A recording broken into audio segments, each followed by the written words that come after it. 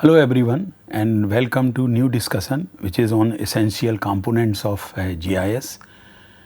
Very briefly, when we were discussing what is basically GIS, indirectly we touched these components, but here now we will have a full or detailed discussion about this.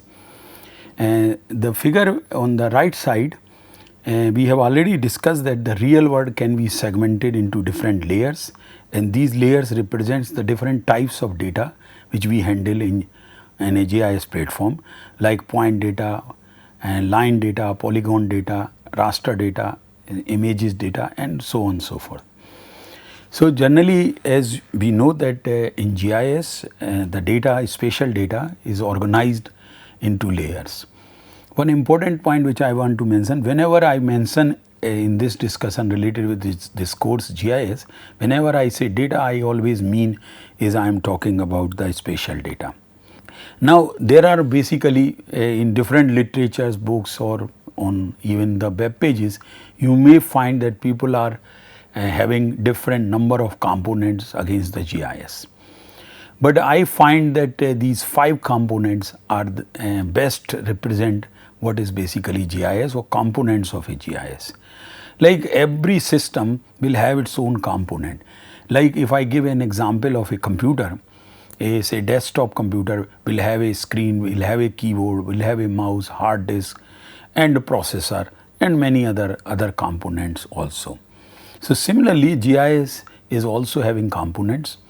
The best we can have, and more or less now people are agreeing that these components can be divided into 5 categories, and basically as shown along a circle. So each component is important.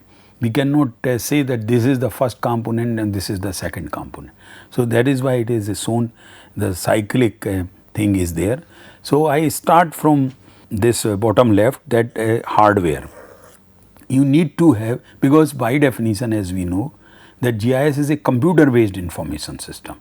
So you need to have hardware, of course you need to have software, and then comes the data. Here I would like to give an analogy which is like GIS is a carpenter's toolbox. Some people will laugh on this, that what kind of analogy is this.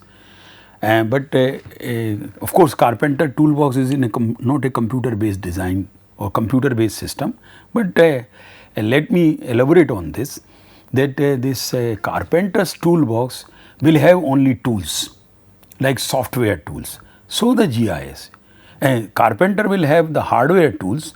In GIS we are having software tools, but tools, this is what is. But the carpenter's toolbox will not have the data. So data there is missing. On GIS platform also, if you developed if you get a proper hardware and install a GIS software, which are many, then it will still you will not have any data on your machine. So your toolbox, which is including hardware and software, do not have any data. The same way as carpenter's toolbox. So it will have different tools like hammer, saw, drill machine, and all those things, but it will not have wood, mica, and some glues, and so many other things which are required to prepare a furniture. And second thing, that carpenter's toolbox will also not have a design part. How to design a chair? I can buy a carpenter's toolbox very easily in the market by paying few thousand rupees, but the design of a chair will not come, design of a table will not come. That has to be developed from somewhere. Some expert has to be there, or some experienced carpenter can design a thing, or a user can provide the specification that I want table of this height, having this length and width, and made from this material. Now that carpenter will prepare according to user defined specification. Same thing here we are doing, that a GIS expert will prepare maps or data or analyze the data as per user defined specification. The GIS expert can suggest that in order to have that kind of design or map, you require this kind of data, and this data may be available from these sources. Like a carpenter can suggest you that if you want to buy the raw wood, it is available at this shop. If you want to buy the mica or glue, these are available at this shop. But otherwise, after installation of a GIS software on a computer hardware, you still do not have the data. As recall the definition, data coming from variety of sources. So, it is not residing on your machine initially, it will come from variety of sources, and then you organize and make it in such a manner, then you can apply the design or user defined specifications for analysis and modeling. And finally, of course, comes the people. People are at every stage for handling softwares, for maintenance of hardware, for generation of data or analysis of data, and of course the method and procedures for towards the development.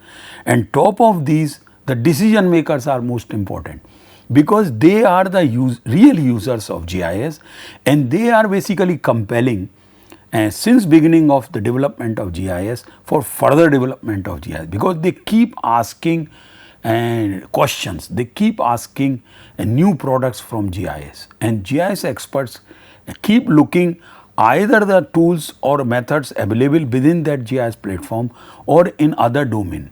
Lot of things might have developed in mathematical domain or in computer science domain, which has not yet been incorporated into GIS.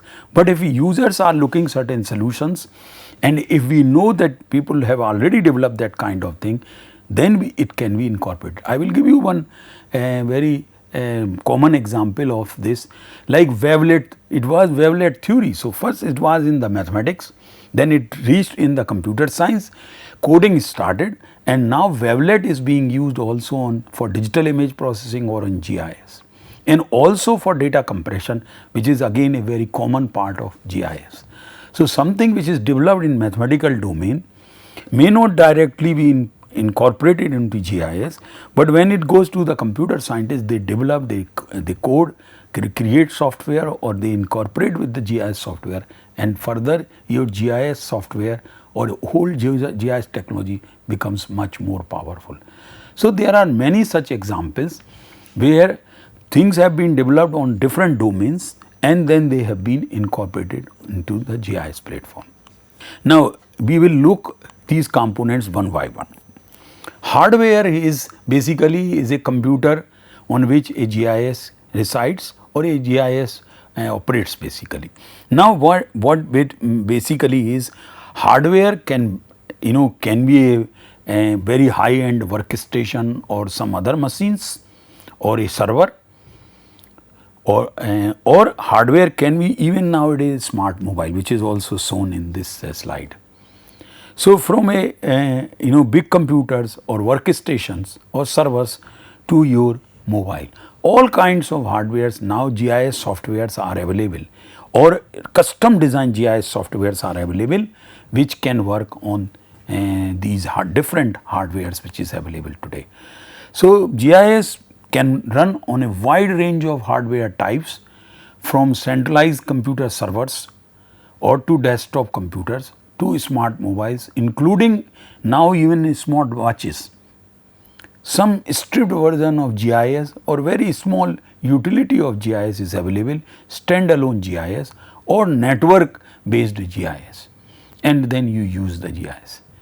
So, the hardware now varies, having a wide range of hardware types on which GIS can run. Next is the next component, very important component of the software. When I started discussing about the historical development of GIS, and in the previous lecture, and discuss about that how Roger Tomlinson, who is known as father of GIS, he basically developed initially the software, that is the Canadian GIS or CGIS. So, the software is very much part of GIS, and GIS software provides the functions, tools which are required to organize the data, store the data efficiently, and of course analyze and model and display that data or that geographic information as per user defined specification. So, software is equally important as your hardware. And key components of the software, or you can say subcomponents of GIS, are the tools for input data, because sometimes data may come in front of you in an analog form, a table, a register, some organization have noted the data. Now you have to convert into digital format. So it has, maybe it has to be typed even. Sometimes yes, all data today, even today, it is not available in the digital format or in organized fashion. So we have to bring the data. So our GIS software should be capable of allowing data to input into the database, GIS database. So input tools must be there. Sometimes we are having a map in a print form. Now we want to bring into on a GIS platform. So that has to be digitized, and for that also the tools, software tools should support. And nowadays these modern GIS softwares, most of them supports the input or digitization of maps and other geographic features. Manipulation doesn't mean that fiddling with data or creating errors with the data. No, not at all. Manipulation means changing from one format to another, and maybe changing the the way the data was originally collected to the data which is suitable for this. And manipulation might be the original data may not have the location, but now I want to make it as a spatial data, so I will attach location with each data set. That location might come through field investigations and using the GNSS receivers. So everything, these tools must be available in a good GIS software. That is what the components here is.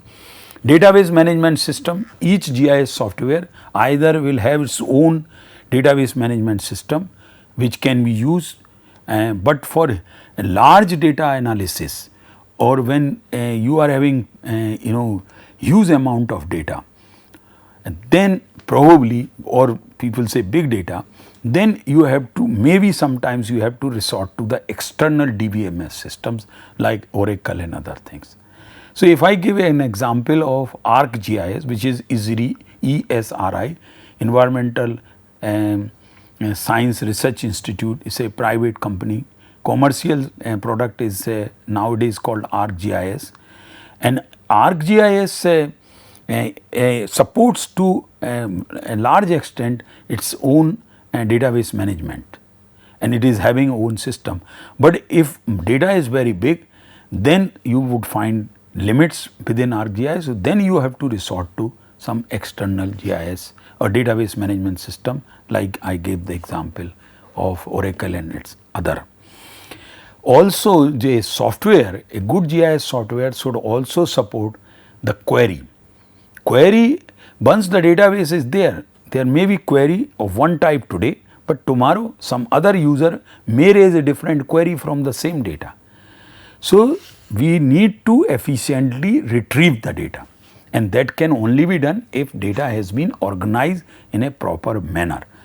And then of course once the everything is organized, then our GIS software should also support analysis as far as possible. All types of analysis, even with the software which I gave the example, may not support. So like suppose if I want to do analysis related with the air pollution, now special tools may not be available which mentions that for air pollution analysis you use this tool, but basic tools are available. So if I know the inside of GIS, or when inside is out of GIS to me, then even using basic tools I still can perform analysis. So that the analysis part is very, very important. Earlier we used to spend lot of time to create the database, spatial database on a GIS platform, because in early stages of the development of GIS, lot of data was not available in digital format and not organized with geographic locations. Now large amount of data is becoming available which is organized and which is geographic data. Like for example satellite images. Now the lot of satellite images are available free of cost, and they are georeferenced. That means the geographic coordinates are now inbuilt in those images. After the initial processing, by the data, those who have acquired the data. So, that analysis, that processing I do not have to do now. I just download the image and it is ready to use on a GIS platform. Similarly, many other data sets like census data or groundwater data or meteorology data, lot of such data sets are available now in organized fashion compatible with GIS platform, can be used directly on a GIS platform.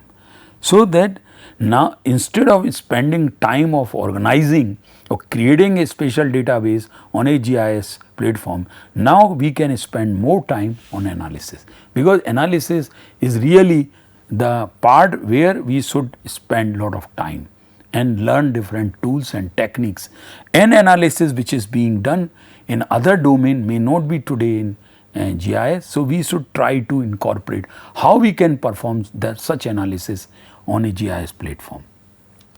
Bridging the gaps which are in different domains which are available, and of course, visualization is very much required. So, in form of either maps which people prefer many times, because you know that a very old saying is a picture tells 1,000 words, and I have added into this phrase that a picture tells 1,000 words and a map tells 10,000 words. So, people prefer because we can visualize things, we can see the pattern, we can see the distribution, and along with some other data sets. The example of that corona epidemic. So, as soon as the data was plotted, people knew that which well water is causing problem to the resident of that area. So, visualization in form of maps is always preferred by many people. Otherwise, charts can also be created, or other graphs or tables and other things can also be created on a GIS platform. So, the second component is equally important as first component. Once you have set up or got a hardware, rest of the things are fixed, but the software keep getting updated and becoming more richer and richer. So, and new tools can also be developed. Another important point before I go to the next component regarding the software, if you are thinking to have your own GIS system, or would like to install or buy a GIS software, then you should look at GIS software which is having possibilities of appending further tools in it. That means it should support some outside programs to which I can integrate with existing installation, because that will allow me to do many other analysis which a standard installation may not support. So, that is one thing which one always should look. Another thing which also one should look, if you are going for a choosing a GIS software which are different, many are available in thousands, then you should also see whether that software is in public domain or a commercial one, or a open source or commercial one. Because for commercial one you may have the support from the company, but open source sometimes you may not get support. I am not against the open source, but these are the difficulties sometimes you may encounter. So, these are the things are there. I will give you one example of open source GIS which was there since ages. It used to called as GRASS, GRASS, and it was developed by US Corps of Engineers like NCC in India, and those people developed this software. It was available free of cost, but people faced, including myself when I started using GRASS, we faced the problem of getting support. But nowadays things have changed, and QGIS is one of the best open source GIS software available. Anybody can install and can use. It is a very good software. It has got lot of support, discussion groups, all kinds of things are available with QGIS also. And QGIS will, whatever the tools, software tools which I have discussed is having, I have seen it is having. I have used that one and it is all having as commercial GIS. So, it is not that commercial GIS should always be used, no. If your work can be done using a open source GIS, that is wonderful. Now, when GIS was developed in 1964 and onward by Roger Tomlinson, it didn't have the graphic user interface. That means everything was in command mode. So, we used to type. Even when ArcInfo came on a desktop machine, like in name of PC ArcInfo, everything was in command mode. So, whenever we want to display, we had to type and give the instruction or commands to the software. Now, after this invention of mouse and graphic user interface, the accessing tools, that means software tools and data, has become really very user friendly. And that is the biggest user friendly development which has taken place in the GIS domain is this graphic user interface. So, it has become much easier, much user friendly as 20 years back. The heart of GIS is the data. I am talking about spatial data. Without data, it is something like a carpenter's toolbox having tools, but does not have the material to prepare or manufacture a furniture, and it does not have the design. So, if we talk about this material, then material in GIS is data. As rich your GIS database can be for a enterprise or for a organization, then you can do lot many analysis on it. But if it is not rich in data and good quality data, clean data, then such analysis cannot be performed. So, possibly the most important component of a GIS is the data. I would definitely repeat again that if I have to put in hierarchy, then it becomes very difficult to say that hardware is least important or data is most important. But still, without I can buy a hardware, I can arrange a software or buy a software or open source software. But if I do not have the data, everything becomes non-usable. So, that is why here it is mentioned that possibly the most important component of GIS is the data. Now, geographic data or spatial data and related tabular data. Data in GIS we divide into different categories, but two main categories initially data. One is the geographic data or spatial data, another one is also called non-spatial data or tabular data. Tabular data because when we display, it is displayed in form of tables like Excel sheets. So, that is why it is called a tabular data or also called non-spatial data or also called attribute data. So, each spatial data can have as many as or n number of attributes data depending on type of data and requirements. For example, if I am having earthquake epicenters, so location of earthquake epicenter becomes my spatial data. What is the magnitude of that earthquake, at what depth it has occurred, and what are other details about like fault plane solutions or geology or other things, that will go as a attribute data. And there is a direct linkage or a dynamic link between spatial data and non-spatial data. What I mean here, if I do a query on tabular data, the same time the same selection is done on the spatial data. Vice versa is also true. If I perform certain analysis or query over my spatial data, the same time it is also shown with my tabular data or reflected in my tabular data.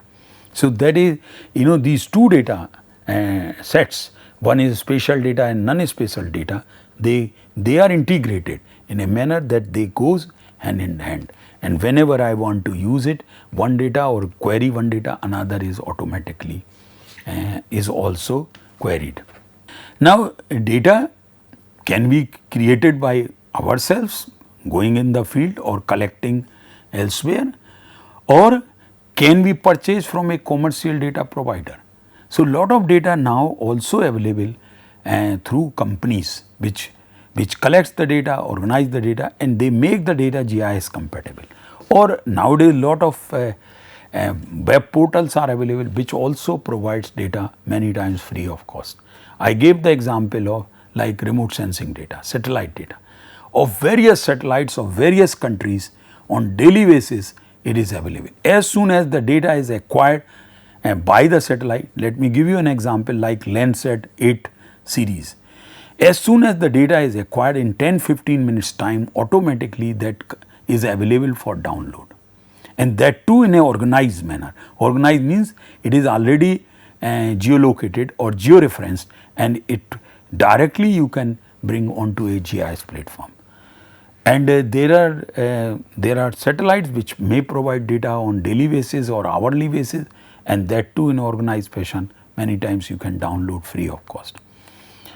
Or otherwise, if it is not available, then there are commercial providers. Sometimes when these resources get exhausted, you do not find the data, desired data, either through your free or commercial providers, then you have to go in the field and collect the data. So, data can come from variety of sources, remember that thing. Now, what is the basically what GIS is doing, as we have been discussing, that GIS will integrate spatial data and other data, your tabular data, non-spatial data, data from other sources, and in a DBS or in a database management system, and then this organize, maintain their data and manage spatial data. Now, fourth and again very important component, because without users, without people, GIS is nothing. So, it is equally important. All 5 components are equally important. So, the people, users.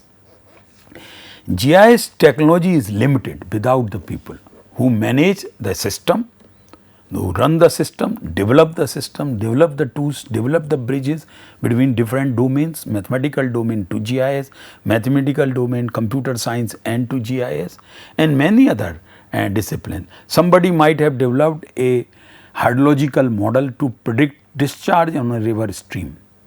Now, can I use or can I import, can I decode or recode in a way so that I can also use on a GIS platform. So, you need expertise either external or yourself to integrate that model into a GIS. So, such understanding or models may be available in other domains, one has to only bring it in. And of course, people develop plans for applying it to real world problems. I am looking for groundwater or some mineral resources or petroleum. Then I plan my exploration using GIS and using different data sets. The data set might be satellite images, data set might be the digital elevation model, data sets might be the borehole data or log data. And then I try to analyze and try to see and other knowledge, geological or geophysical knowledge, and then I try to estimate that where I can find the water and how much water I can find, how much I can bring on the surface. So, many such things can be done by the people within the GIS. So, real world problems can be solved. First, as in the previous lecture, in the last slide we had the project development of GIS. So, first to understand the problem, what are the key components of the problem, what are the key parameters, and then try to organize those things on a GIS platform for analysis. GIS users, there are a variety of users, range from technical specialists who design and maintain the system to those who use it, just user, to help them perform their everyday work. Let me give you again the same example of like Uber or Ola apps. We are simple users, we are not a technical specialist or we are not as a developer, but our experiences, our feedbacks give feedback to these specialists or developers to improve their system further. And so, we are not designer, but we may suggest sometimes that if you do this thing, if you add this also, in your app, then it may become further useful. So, the feedback or the questions which user raised always compel a better development of a particular or custom designed GIS software. So, users can come from variety of places or variety of range and of technical specialists. So, the decision makers are also users. Users, those who are maintaining the GIS system, they are also users. Those who are developing GIS softwares, they are the technical specialists, and so on and so forth. So, people, they are all people, they all are contributing towards, even users are contributing towards the development of GIS. Without users, GIS is nothing. Now, hardware and software have been tremendous development have taken place in these two domains, which made people easy to run the GIS software. As I have been mentioning that initially when GIS was developed in Canada, it was on DEC 20 machines and the programming language was Fortran. It does not have the graphic user interface and a very limited hardware capabilities and of course software capabilities. It used to only handle initially vector data, because Roger Tomlinson was given task to maintain these networks which were available within the municipal boundary of Ottawa.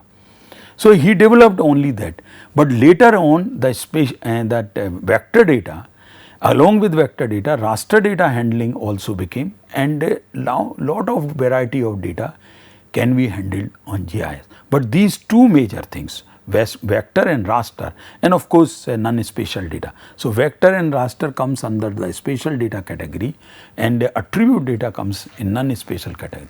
All these types of data can be used on a GIS.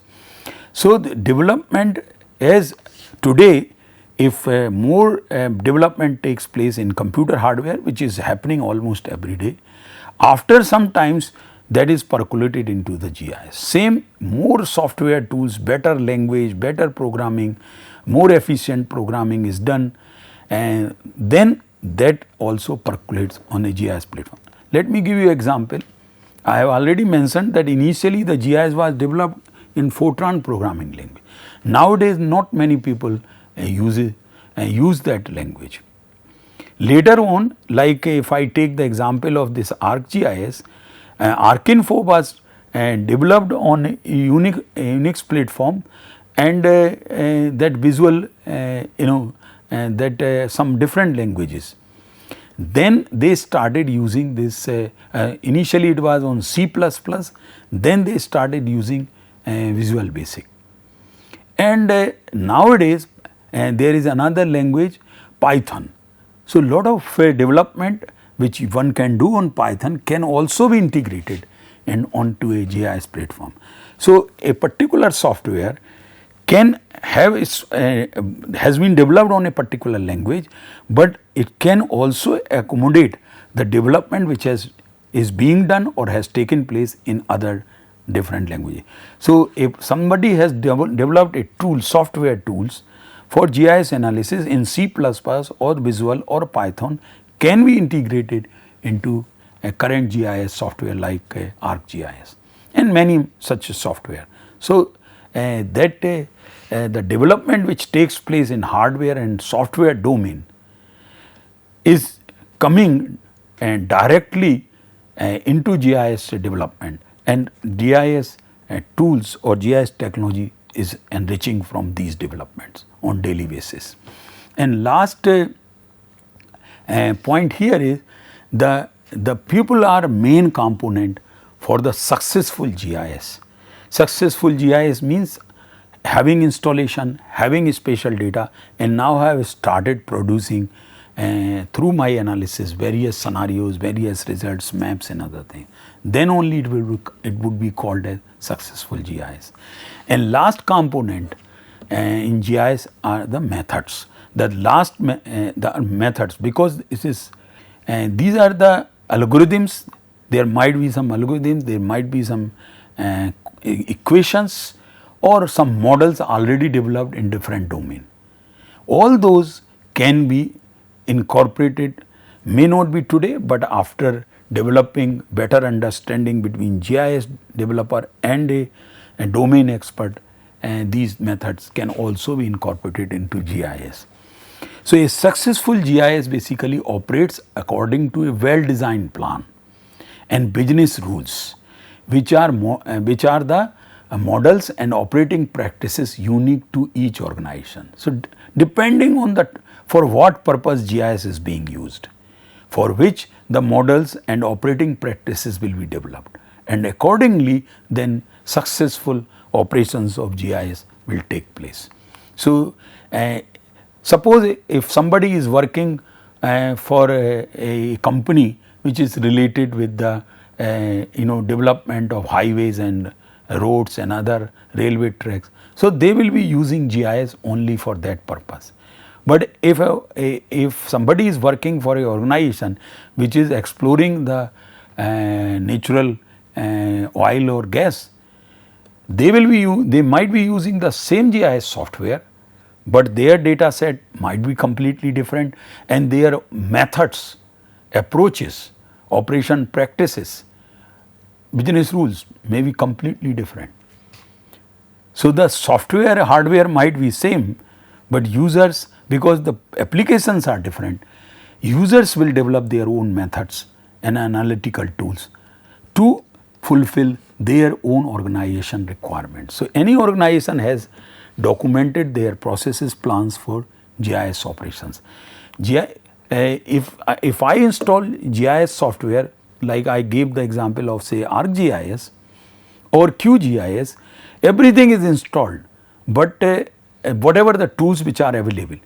But end of the day, I might be, if I am working say for groundwater exploration, I might be using only 10-20% of those tools.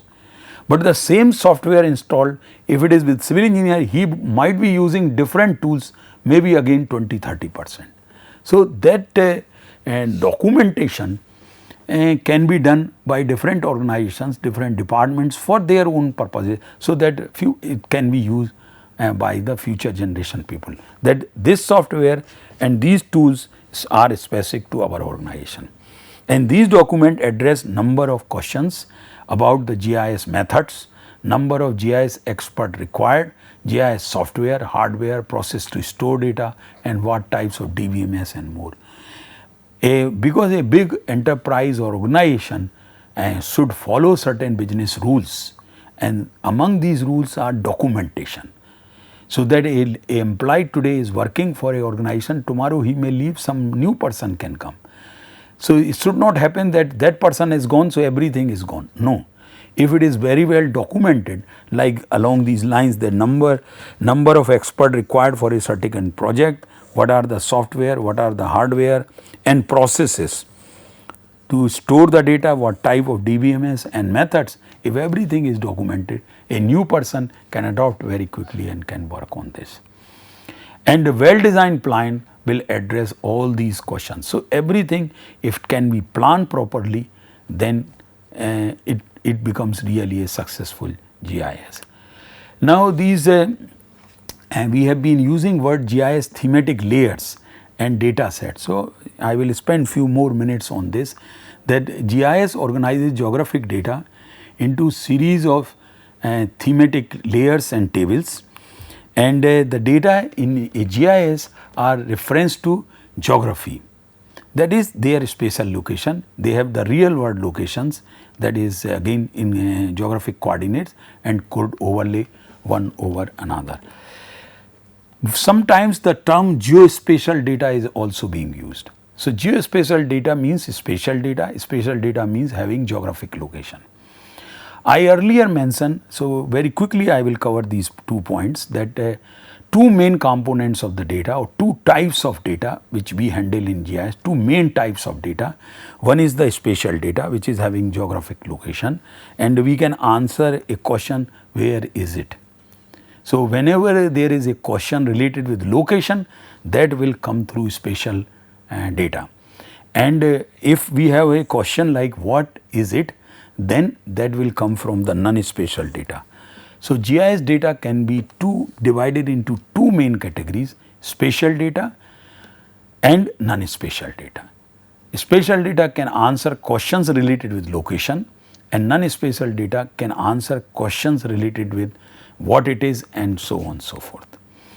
Now, representing this part that real world can be segmented into different components, different layers, this means different themes, thematic layers in the, so real world can be also segmented depending on type of the theme which you are handling, like vector data or maybe the raster data. In raster data you can very quickly understand as a in a form of grid, but the grid and image are two different types of raster data, and in case of vector there are three different types of vector data. Vector entities or vector we have studied in our high school or 10+2. The same concept of vectors are there, that there is a origin, there is a destination and direction. So, this distance becomes our magnitude like in typical vectors, and the origin and destination is known. So, we know the direction also. So, the same concept, but only thing is that here we are having three types of vector data: point data, line data or polyline data, a typical vector, and polygon. So, we will be discussing little later about those. So, this brings to the end of this discussion about the different components of GIS. Mainly 5 components are there, and different components are important, and we cannot put in any hierarchy, all are important, and thank you very much.